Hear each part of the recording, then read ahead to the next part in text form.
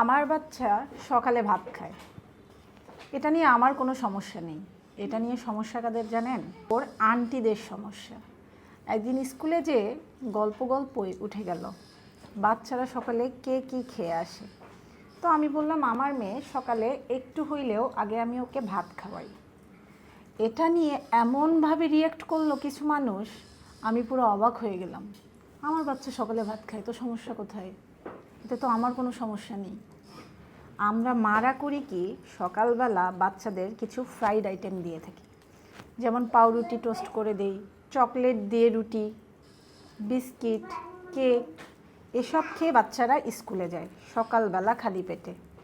এটা মোটেও স্বাস্থ্যকর নয়। অথচ আমরা মারা এটাকে একটা স্বাস্থ্যকর খাবার বলে বাচ্চাদের সকালবেলা খাওয়াই দেই।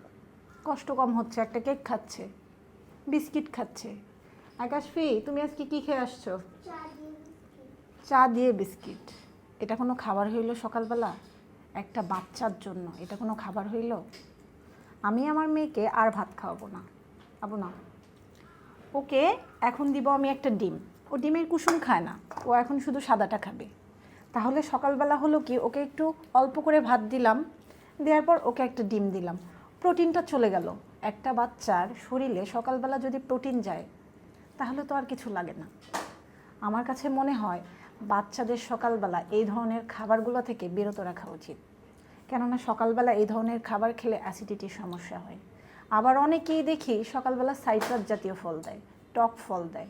সকালবেলা তো খালি পেটে ফল খাওয়া ঠিক না, এটা তো গ্যাস করে। সকালবেলা বাচ্চাকে এই জাতীয় খাবার থেকে বিরত রাখবেন, কেননা এটা বাচ্চার শরীরের জন্য ভালো না। বাচ্চা যেন প্রোটিন ঠিকঠাক মতো পায়, এই ধরনের খাবার দেওয়ার সবসময় চেষ্টা করবেন।